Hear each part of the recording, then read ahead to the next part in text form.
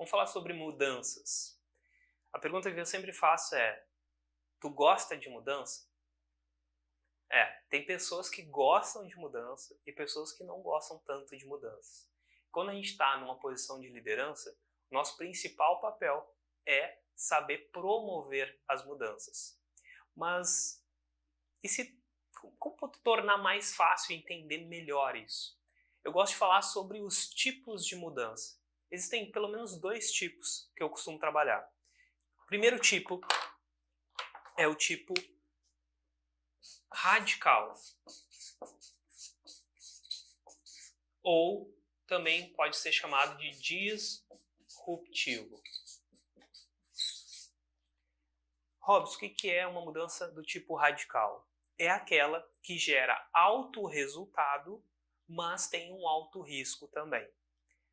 E depois tem o tipo de mudança, que é a que eu prefiro, que é o incremental.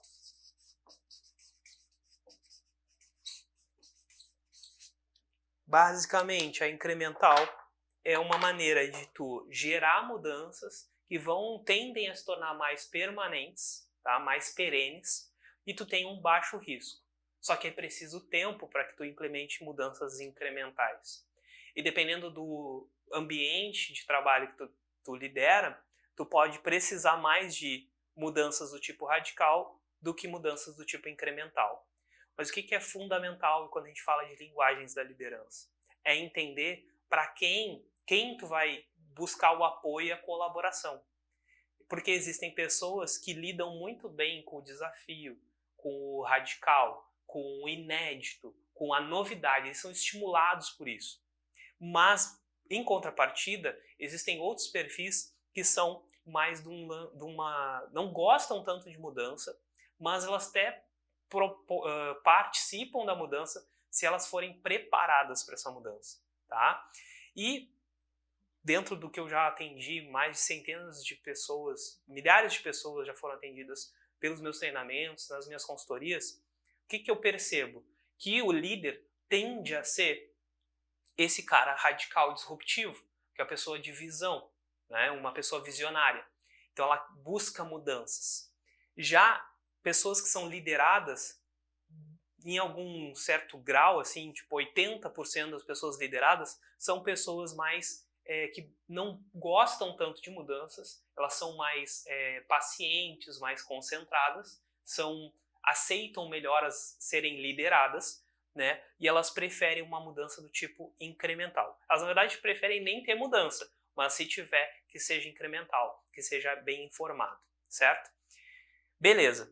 Por que eu estou falando de mudanças? Porque entender que o teu papel como líder é promover mudanças é fundamental entender qual tipo de mudança que tu vai desenvolver na tua equipe ou na tua empresa. Beleza.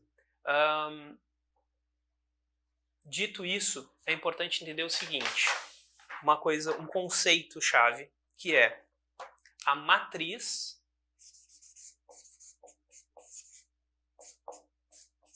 da mudança. A partir de agora, tu vai entender por que determinadas pessoas mudam e outras pessoas não mudam. Porque algumas pessoas têm atitude e as outras pessoas não têm. Quando eu conheci essa matriz, eu entendi exatamente, e tu também vai entender agora, qual é o motivo, qual é o elemento que faz com que as pessoas fiquem onde estão ou que elas andem na direção do que tu espera, que tu deseja. Uma das questões, uma das nossas principais metas aqui é fazer com que tu consiga impulsionar, influenciar as pessoas para fazer o que precisa ser feito. Então, a partir dessa matriz, certamente vai tornar isso mais fácil. E o que compõe essa matriz? Ela é composta, presta muita atenção, porque são alguns elementos. Quais são os elementos? Visão, habilidade, motivação, recursos e plano de ação. Robson, o que são esses elementos? São os elementos que fazem com que a gente se movimente, que a gente avance na direção do que a gente deseja ou dos objetivos que são esperados pela equipe. Como é que tu detecta o que falta para um indivíduo agir mais? Quando tu te pergunta o seguinte: normalmente, quando falta visão para o teu liderado, ou até mesmo para ti, existe um estado de confusão. Tu pode ter as habilidades, pode ter a motivação, os recursos e até mesmo um plano de ação, mas se não tiver visão do que tu precisa alcançar, tu vai te sentir, ou o teu liderado vai se sentir confuso. Ou, se ele não tiver habilidade, ele vai gerar ansiedade. O que é ansiedade? É o seguinte, habilidade é colocar em prática aquilo que tu sabe. Quando é que gera ansiedade do ponto de vista comportamental? Quando tu não coloca em prática aquilo que tu sabe que tem que fazer. Tá? E aqui entra o conceito do como. Tá? Se o teu liderado não souber como fazer, é possível que ele se sinta ansioso. Talvez até tu mesmo já possa ter se sentido assim. Agora, o que gera a falta de motivação? Gera uma coisa chamada resistência. Talvez já tenha passado por isso. Algum liderado ou tu mesmo se sente resistente a determinadas mudanças. Vai instalar um sistema novo na empresa, na organização, e existe uma resistência. Possivelmente falta a motivação. Tá? E lembrando que motivação é os nossos valores, aquilo que a gente valoriza, aquilo que a gente não abre mão. Então existe, por exemplo, perfis comportamentais que eles são focados em buscar segurança. Eles não querem se sentir inseguros, eles têm medo de errar. Então, se tu não proporcionar uma sensação de segurança ou as informações necessárias para ele se sentir seguro, é possível que numa mudança gere resistência. Certo? Vamos para o próximo. Recursos. Então, a falta de recursos gera no indivíduo a frustração. Se falta recursos, gera frustração. Robson, quais são os recursos? Existem 3 que eu gosto de trabalhar e acho que são os principais. Considero os principais, que é saúde, tempo e dinheiro.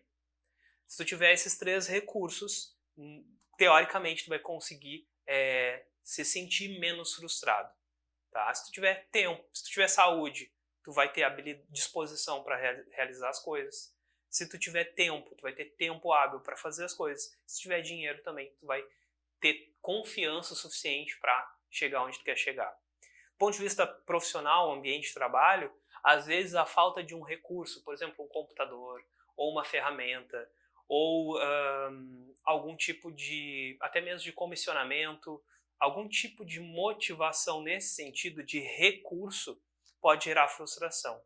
Tá? Então, às vezes, a gente quer implementar mudanças numa empresa, mas não traz os recursos necessários para que a pessoa consiga conquistar a determinada mudança.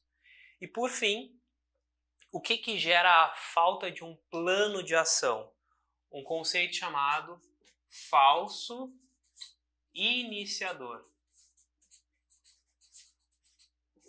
Quem é esse falso iniciador? Como ele não sabe o que ele tem que fazer, como ele tem que fazer, onde ele tem que fazer, com quem ele pode contar e quando ele tem que entregar, gera um falso iniciador. Porque ele não tem caminho, ele não tem roteiro, ele não tem um plano de ação. Então, se tu parar para analisar, se tu perceber um liderado, ou até mesmo tu como líder, confusão, então o indivíduo ele vai ter esse desafio, até tu mesmo, de confusão. Ou pode estar se sentindo ansioso, então vai faltar habilidade, saber como executar uma determinada atividade. Tu pode se sentir resistente, então possivelmente é falta de motivação. Tá? Pode sentir frustração, então possivelmente é a falta de um recurso. E não começa nunca, procrastina. talvez falte um plano de ação, saber por onde começar e como completar. Tem alguma dúvida sobre algum desses pontos? Manda aqui embaixo, comenta, que eu vou ter o maior prazer de te responder, certo?